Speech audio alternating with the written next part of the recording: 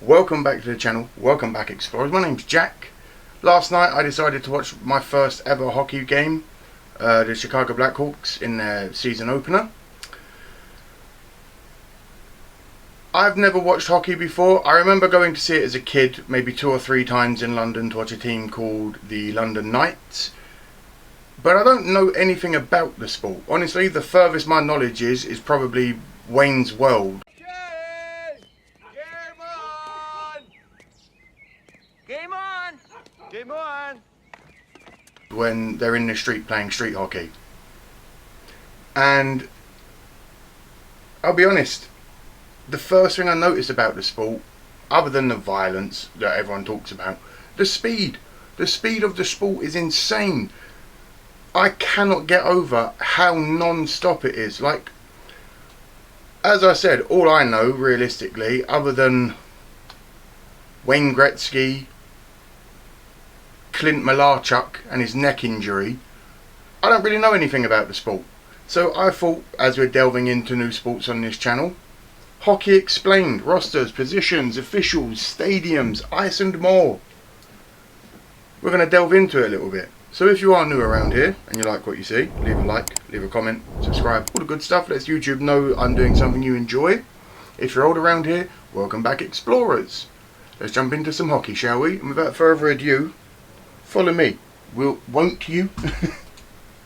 We all know the basic rules, 3 20-minute periods, it's 5-on-5 plus goalies, hit the puck with your stick and get it into the opposing team's net.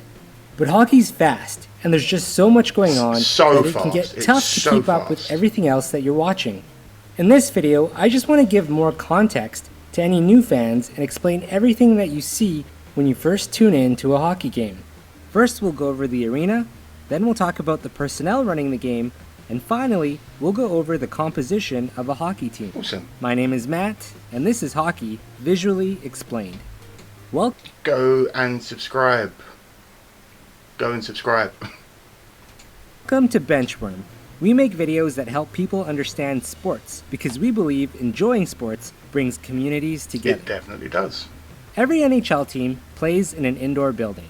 Some call them arenas, some call them centers or places. There's a couple of gardens and one saddle dome. For the purpose of our videos, we'll be calling them arenas. The most historic and arguably most well-known one is Madison Square Garden, home to the New York Rangers. It opened in 1968. Now let's take a look inside an arena. First you have the ice, a roughly 3/4 inch slab of ice that is our playing surface. Surrounding the ice are the boards, and attached to the boards are plexiglass panels to keep you safe from flying pucks. Holding the panels together are stanchions. These are worth mentioning because there have been some crazy bounces off stanchions in hockey's history. Now just behind the boards are the team's benches. Each team gets a side, and there's a small buffer in between them. You'll see a lot of players hop over these boards to get I have onto noticed the ice, this. but they also do have doors that open and close. Efficiency, I Directly suppose. across, on the other side of the rink, you have 3 sections. There are 2 penalty boxes, one for each team. That's where the players have to wait and serve out their time when they commit an infraction. And in between the penalty boxes is the scorekeeper's bench. Finally, you have the 2 nets. A goalie net has 2 posts and a crossbar. Sometimes you'll hear the term bar down. That means the player has scored a goal by ricocheting the puck off of the crossbar and down into the net. There you go, learning now let's something look at already. the lines on the ice. Let's start off right in the middle. This is the center red line, and right in the middle is the center circle and center ice face-off spot. This is where the game always starts, with a face-off at center ice. To the left and right of the red line, equal distances. I'm just curious, as I'm guessing now that most of the people that watch this are ice hockey fans. Have you ever played? What was your position? Who's your favourite team? Who's your favourite player? All that good stuff. Let me know down in the comments. Part are the blue lines. The blue lines form what is referred to as the neutral zone. And within the neutral zone are 4 more face-off dots, referred to as neutral zone face-off spots. Now to go over the rest of the lines, we have to put you in the shoes of a player. Let's say you're Team Canada and you're playing against, say, Team Sweden. Your goalie is over here and theirs is here. This would be your attacking zone, and this would be your defending zone.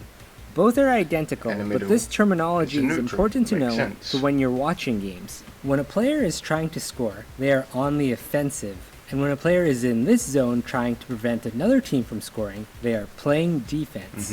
Each of these zones has 2 more face-off circles, face-off spots, a goal line, and the goalie's crease. In 2005, in an effort to create more offensive opportunities, the NHL added 2 more red lines in each zone to form a trapezoid-shaped area behind the net. Previously, the goalie could roam anywhere they wanted behind the net and help their team Oh, are up they now defensively. limited to this With the new D lines, line? the goalies are now limited to playing the tra- puck within in the the trapezoid, trapezoid yeah. shape. In a And last but not trapezoid. least is the referee's I'm high. circle. While it doesn't Trapezoid. affect play at all, this is the area where the referees congregate. Now let's talk about My personnel. brain did not want to say It's that easy to word. spot the players, but who is everyone else that you can see? While each arena's personnel may vary, the IIHF Off-Ice Officials Handbook states that the scorekeeper's bench is meant for the scorekeeper, 2 scorekeeper assistants, the timekeeper, and the announcer. And right beside, Fair. each penalty box has a penalty box attendant, whose main role is to keep track of all the penalty times and usher the players in and out. And of course, you have the on-ice officials comprised of 2 referees and 2 linesmen. Ah, linesman. Now, let's talk about the hockey teams. I was curious. Let's start with looking at the composition of a roster. Each team dresses 20 players per game. You have 12 20? forwards, 6 defensemen, and 2 goaltenders. The forwards are comprised of 4 centers, 4 left wings, and 4 right wings. Oh, this is cool. The forwards form lines known as the first, second, third, and fourth lines, with each line having a center, a left wing, and a right wing. The first line is normally the team's best scoring line, while the fourth line is usually used more in a defensive capacity. You might also hear Parking the the term bus pretty top much. 6 forward. Yeah. This means that the player has the offensive skills that make them a number 1 or number 2 line player. You might also hear the term top 9, which refers to the top 3 lines, Yeah, it makes sense. or the term bottom 6, which refers to the bottom 2 lines. Still not bad. To be in a Line top mates 12 practice together of the and for the NHL. most part stick together in games. This is an important concept to understand, as great lines in hockey are often discussed and even get nicknames. Some of the best names for lines in hockey's history include the West Coast Express, featuring Marcus Naslund, Cool Ty name. Bertuzzi, and Brendan Morrison, the Legion of Doom, A very featuring cool Eric name. Lindros, John LeClaire, and Michael Renberg, and the Production Line, featuring Gordie Howe, That's a very strange Sid Abel, one. and Ted That they Lindsay. produced. Defensemen are split up into groups of 2 into what are called defensive pairings or pairs. So you'll notice there are 3 groups of defensemen and 4 groups of forwards. This is why when you look at a timesheet of a game, defensemen usually have more play time than the forwards. And lastly, there are 2 goaltenders, a starting goalie and a backup goalie. The See, that was something I found last night while I was watching. The talk of how long they've been on the ice. He's been on the ice for 2 minutes 37, 4 minutes 41. I'm like, why is that a thing? And then obviously the longer I watched it, I realised just how intense and how hard they play. And then I realised they play like 80 games a season. What? starting goalie will play the entire game, with the backup available in case of injury, Yeah, makes or in sense. case the starting goalie is just not having a good day. During the course of a season, these players will split the games, Makes sense. usually with one goalie playing more games than the other. The exact number of games, however, varies by team, with some backups only playing a dozen or so games, and some others hitting the 30 mark. Oh, wow. Some teams even split the duty almost evenly when they aren't sure who their starters should be. Well, Alright, you've got to let's work get to out the your ice. best for your team, haven't you? During a game, you'll have 6 players on ice per team at a Right. time. You'll have the starting goaltender, 1 line of forwards, and 1 defensive pair. That leaves the backup goalie, as we mentioned, but there's also 3 lines and 2 defensive pairs left on the bench, waiting for their time to get on. Unlike a sport like Right. soccer or basketball, player changes happen frequently, And it's unlimited, with players right? rotating on and off the ice every minute. And lastly, on each bench are the head coach, assistant coaches, and support staff that can include trainers, equipment managers, and more.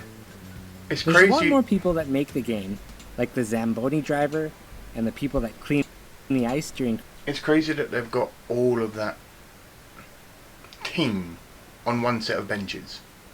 When you think of like the NFL and how much of the sideline the team takes up, it's insane. And they've got 20 players at a time and 6 coaches, 7 coaches, equipment, all in one set of benches. That's crazy.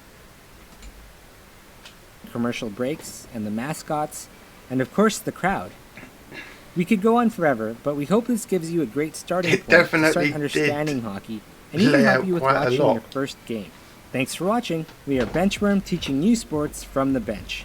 What do you want to learn about next? More of Let this. me know in the comments. And if you like this video, please hit that like button and click subscribe if you want to see more videos. You heard the man. Go subscribe to Benchworm. They are phenomenally good at explaining. That was really, really helpful. Really helpful. Very basics laid out, I know. But I enjoyed it. Definitely need to learn more. Maybe watch some more games. Maybe start to understand the flow of it a bit better. But I tell you what, it's a bloody exciting sport. If you did enjoy, leave a like, leave a comment, all that good stuff. And other than that, have a great day. Be well, and bye-bye.